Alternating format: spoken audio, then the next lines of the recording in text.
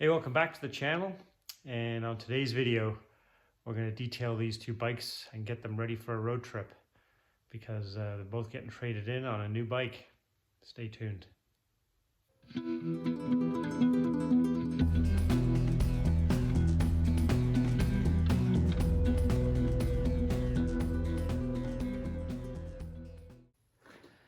So yeah, like I said,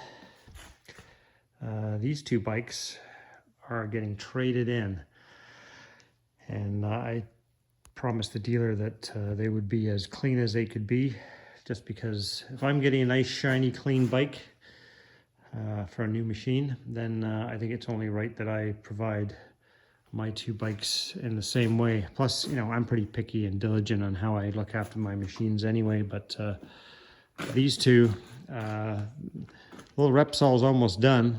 I started that the other day, so that's almost done, but the Valkyrie is kind of grubby, so it needs to get cleaned up, and then we're going to get them loaded into the enclosed trailer, and then it will be a 2-hour drive south to the dealership in the morning, and then we'll see what kind of a bike I have purchased.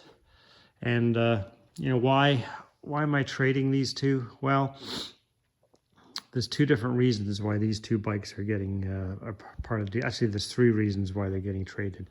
So the first reason is that dealers typically won't even touch a bike that's older than, up here anyway, in Canada, you know, I'm told 2010 to 2012 is kind of the oldest bike that they'll ever consider.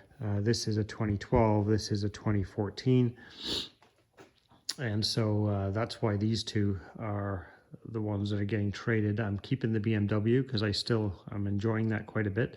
I have enjoyed the Valkyrie a lot as well. But that kind of gets into my second reason for trading. I think over the last 5 years, I have ridden every style of motorcycle that I could think of in the quest for kind of the ultimate in comfortable and what I enjoy the most. So I've done the kind of the sport bike thing. I've done the old style sport touring thing with the VFR 800. I've done the muscle cruiser V-twin with the M109R. I've done the Africa Twin adventure bike.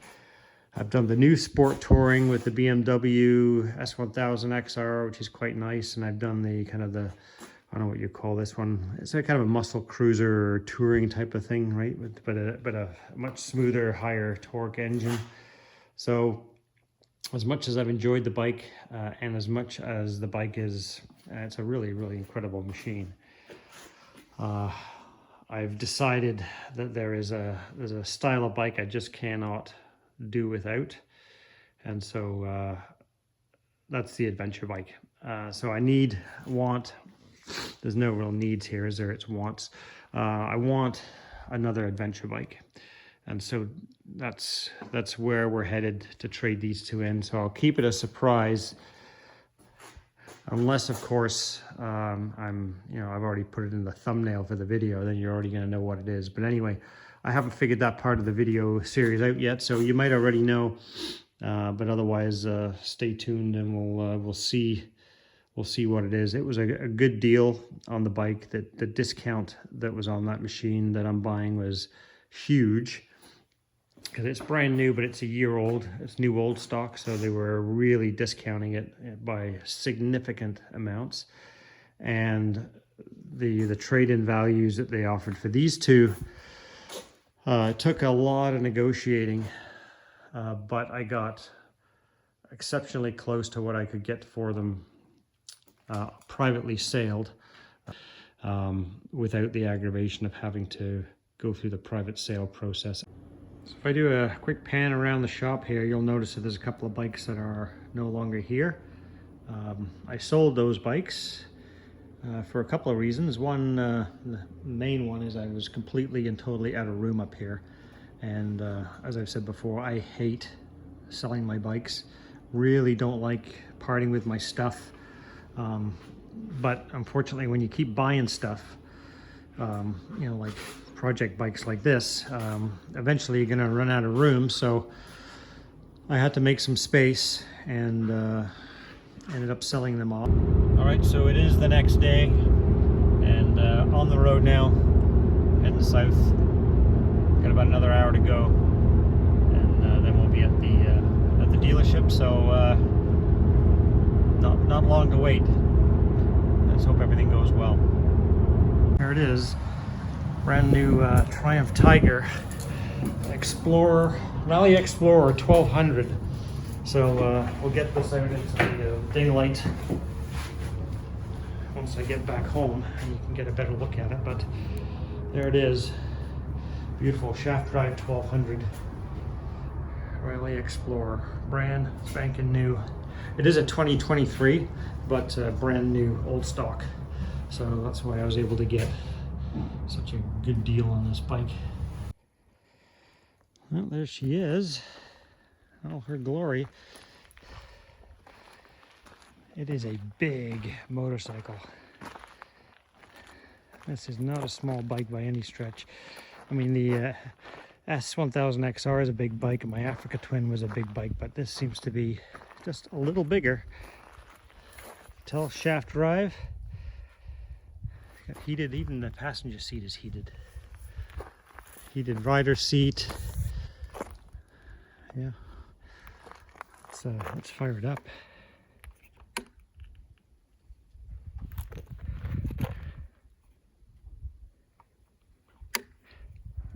Why won't it start up? What's going on?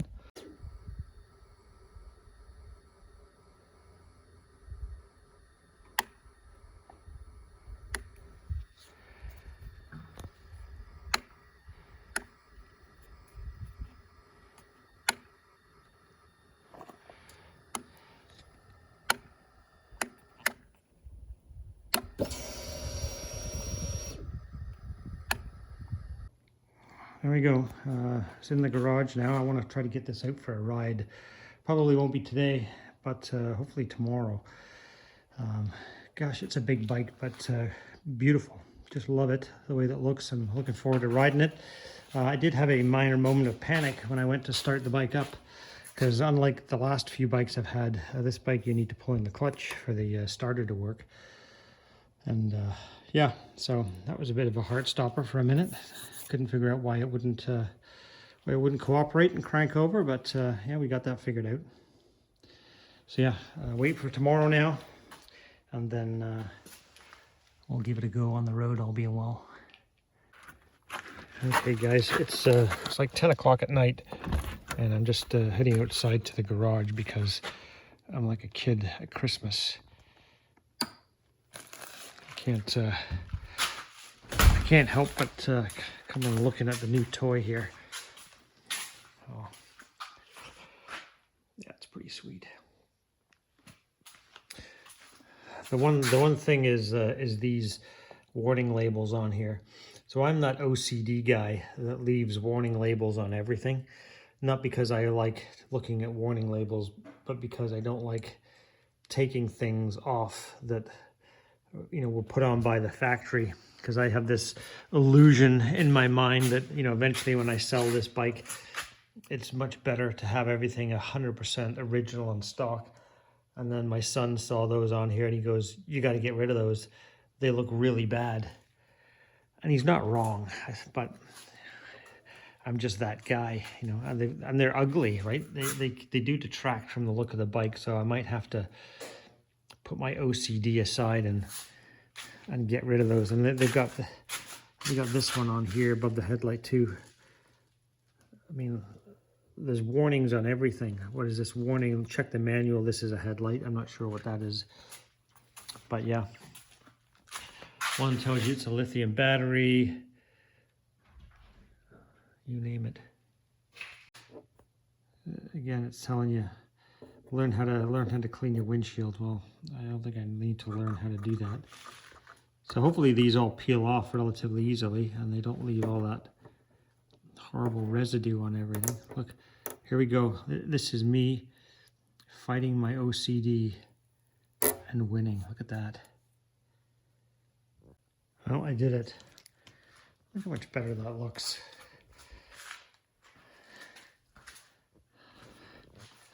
To heck with the originality for the next owner. This is all about what makes this bike look better for me. Right? So yeah, gone off the front light, off the windshield, off the gas tank. So yeah, it's a heck of a good looking bike. There's you look at it, and there's a lot going on. Like it's a very busy industrial kind of design. I guess that's kind of the best way to describe it. There's just a lot happening. Still visually very appealing, but it's a very busy look to it.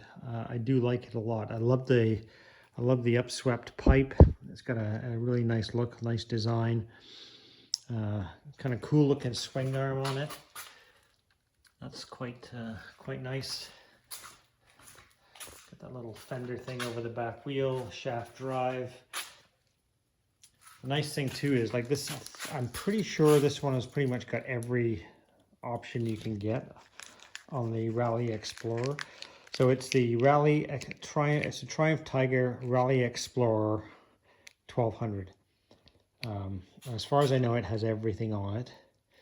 Comes standard with the engine guards and the crash bars and the fog lights, the heated seats, heated grips, cruise control, blind spot detection, you name it, it's got it. And apparently, I haven't been able to find it in the manual, but the sales guy told me it has some feature where when you come to a stop sign or a traffic light, you can push one of the buttons and the bike will lower the suspension so it's easier to touch flat-footed on the ground.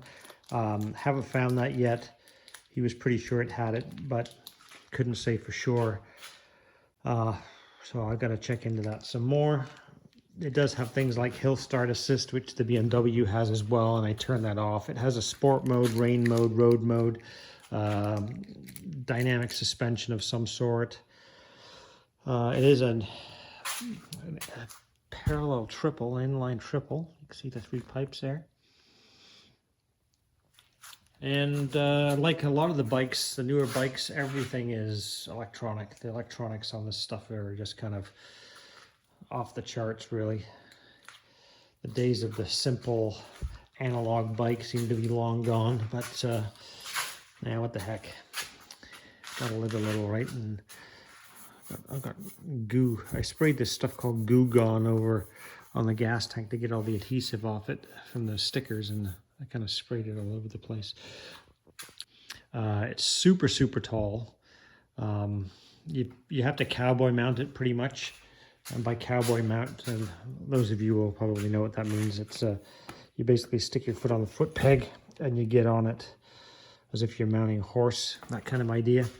The gas tank on this thing is absolutely enormous. I don't know if you can tell from the video, the perspective on that. I'm not sure if it kind of does justice to how massive the fuel tank is on this. It does have that high capacity fuel tank. I didn't go specifically hunting for this model. It's just the one they had in the showroom that I liked. They didn't have the Rally Pro or the one with the mag wheels. They had, basically they had 2 or 3 of these guys, and they had a green one. It was like a flat green color, and it was okay, but I wasn't really keen on the fact that the frame was white. I just loved the color scheme on this with it's kind of, it is a bit reminiscent of the BMW XR that I have. So yeah, I like the color scheme. This also has the Triumph shift assist, which is, I guess, just their name for a quick shifter. And then you can kind of see it in there somewhere. So it does have that on it as well, which is kind of nice, because I really enjoy that on the BMW.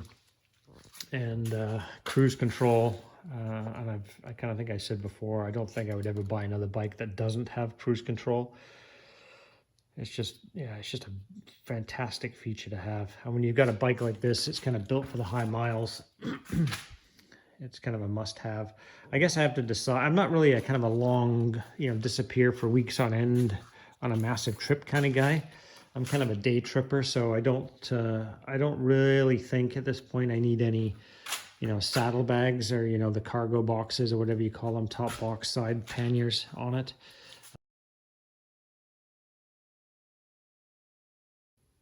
So I just got back from my first ride on the Tiger, and generally speaking, I would say it's great. I love the way it rides. I like the feel. Yeah, it's a typical adventure bike, sort of obviously style and feel and handling and everything else. Yeah, I like it. I like it a lot. I've got one niggling problem, which is, I guess, small in the grand scheme of things. I'm trying to get an answer from the dealer, and I've checked some of the online forums on my TFT display here. Up in this top corner, I haven't got the dash on, but take my word for it. There's supposed to be an ambient temperature reading. So, you know, let's say it's supposed to be 18 degrees C up here. The time is in this corner, and the temperature is in this corner. So I have my time. I have no temperature, and I can't find anywhere in any of the menus where you can turn that on. I think it's supposed to be on all the time. What there is in the menu is the option in the units where you can switch from, or supposed to be able to switch from Celsius to Fahrenheit in that display. But on my bike, it just says temperature is Celsius or C, and it will, even when I scroll over to it and highlight it, and it has the up and down arrows, it will not allow me to scroll to an F. There's no F Fahrenheit option coming up at all. So something tells me that something is amiss there with the whole ambient temperature sensor, or the programming, or something or other, because it won't allow me to select it to change it, and nothing is displaying up here. So call has already been made to the dealer to find out, you know, am I missing a step here somewhere, which is quite possible. I've also gone on the online forums to see what I can find out about that. But what have I tried so far? Not everything. Tried the quick shifter, works quite well. Seat, super comfortable. Lots and lots of padding. It's you can see that this thing would be good for the high miles, so that's really comfy. Brakes are really good on it. What else? Yeah, handling is great. The tires, obviously, they're quite a bit of meat and quite knobbly there, but they do grip the both the hard asphalt surfaces quite well, and they're really nice. The bike feels really, really good on the gravel road, because I've got about 1 kilometer of gravel road to travel before I get to pavement. And as you would expect, the bike feels very, very stable. Obviously, there'd be a problem if it didn't. I've tried the heated seats. I didn't try the heated grips yet. I just kind of was trying a few different things here and there. Never got to that. Didn't try the cruise control yet. I did try the suspension lowering mechanism, which is because like I'm on my tippy toes when I'm straddling the bike. But if you push and hold this button for a second, the bike will actually lower down. I think it's 22 millimeters to the point where you can pretty much stand flat-footed on the bike. And you can leave it like that, and it will kind of come back up again after a certain speed, or you can manually bring it back up as well. So I did try that. That works quite well. And yeah, there's, from a vibration perspective, yeah, it's not bad. There's nothing really coming through the handlebars or the foot pegs or the seat. It seems to be very well dampened that way. Engine characteristics, as I said, I haven't played with the modes too much yet, but it seems to be quite responsive.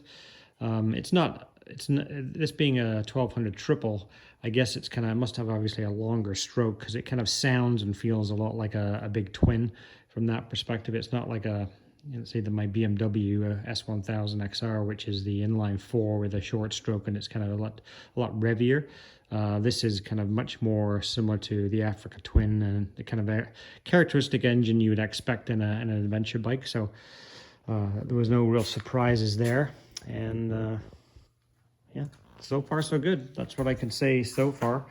And I'm just waiting to hear back from the dealer now. And I guess it irks me a little bit that, you know, you have these kinds of, even the small issues can be a bit of a pain in the backside. It's not the kind of thing you really expect from a high-end, expensive motorcycle. But that's kind of the risk I took, I guess, buying this bike 2 hours from home, that if I'm, you know, whether I take it back for service for the warranty, or, you know, I have a problem, I have to take it back. I mean, my eyes went in wide open with that. So I just have to, you know, deal with that. I'll probably, if they say they got to do a reflash of some sort, well, I'll just wait till I go into the first 1,000 kilometer oil change, and they can do it at that time. So I just got word back from the dealer that they don't have an answer as to why that display is missing for the temperature. So they have sent the question through to Triumph head office, and I guess I will probably hear back. This is Friday at 5 o'clock now, so it's Thanksgiving weekend, so I'm not going to hear anything back till Tuesday at the earliest, I would imagine. So we shall see where that ends up. All right, we're going to head out for a nice fall ride. It's a beautiful day. Going to get up into the mid-teens today, so we'll give it a try. This will be the second ride on the bike. We'll get some more impressions after I get back. It's going to be about a 3.5 hour round trip today, I think. Well, here on the highway, this is Highway 63 here, so it's kind of just a 2-lane highway. I just got hit by a deer, white-tailed deer, ran across the road. It was bouncing one way and the other, and I tried to slow down as much as I could. And it was jumping around, and it actually clipped my mirror here, because this was bent in. But it seems to be okay, and then it hit my shoulder on my arm on the way past, but I'm okay. I think the bike's okay. Crazy. So yeah, I think everything else on the bike looks fine. I didn't see anything. I think it just kind of hit my mirror with its head.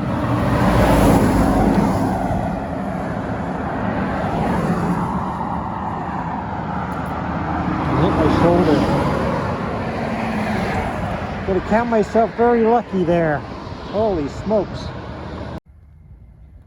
Alright, so it's been about an hour since the whole white-tailed deer incident on the Tiger, and honestly, I don't feel particularly shaken up. I didn't feel shaken up at the time either. It's kind of strange. I thought my adrenaline to be going and whatnot, but no.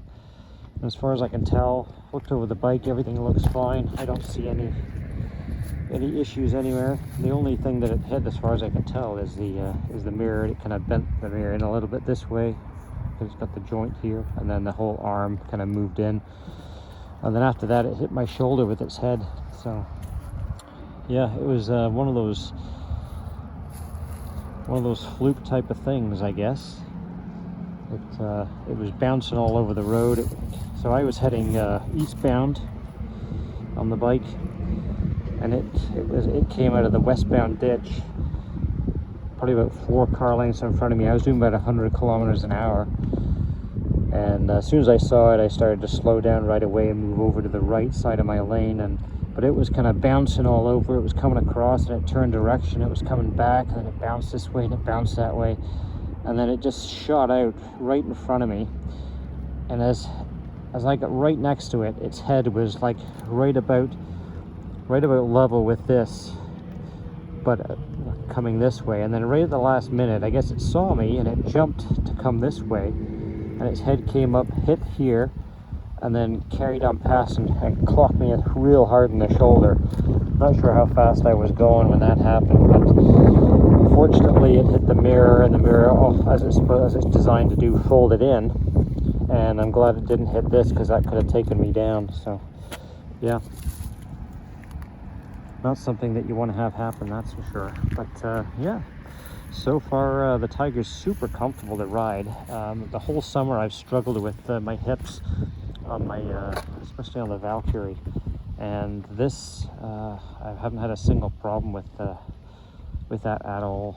It's very comfortable. So far, so good. So after my second ride, which was about, I'll say, I don't know, 250 kilometers, I would say I love it. I absolutely love it. It's got that sort of familiar adventure bike feel that I wanted to have back, of course, because that's what it is. And the comfort level, I struggled, as I said, all this summer with comfort on the Valkyrie. I even put those highway pegs on it, hoping that would give me some relief. I'll call it age-related issues with my hips. I don't know. But on this bike, I had no pain, no discomfort. I rode the entire time. I hit a deer or got hit by a deer, and I'm still okay.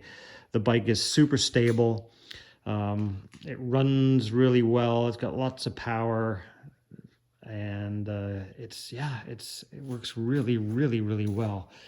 Yeah, it doesn't. What else to say about it? What have I learned on this ride? I tried the heated grips; they work good. I tried the cruise control. Yeah, and the rest of it really has just been kind of fine tuning the setup of the bike for me. Like I found the clutch lever was way out here, and the biting point was so far out. So I've moved the lever in by using a little knob back here. So that feels really good now. Did the same thing with the brake, because I like to ride, especially in the twisties and stuff like that. I like to kind of be prepared with a couple of fingers on the clutch and on the brake, so you can kind of, as you roll off this side's a better demo, I guess. So if I ride like this and I'm going into the corner, I can kind of roll off the throttle and grab a little bit of brake and trail brake in and whatnot. So that's kind of set up nicely for that now. I really like the blind spot detectors. That's really nice to have, safety feature wise. Yeah, the tires are a little noisy between 100 and 115 kilometers an hour. Before 100K, it's nice and quiet, and after that, the kind of wind noise kind of drowns out the tire noise, so that's not really a huge issue. And only to be expected with those kinds of tires, of course, so it's not really a complaint, it's just kind of the way it is. If you don't want tire noise, I guess you buy the GT Explorer instead, and get quieter tires and different wheels and all that kind of jazz. But no, so far so good.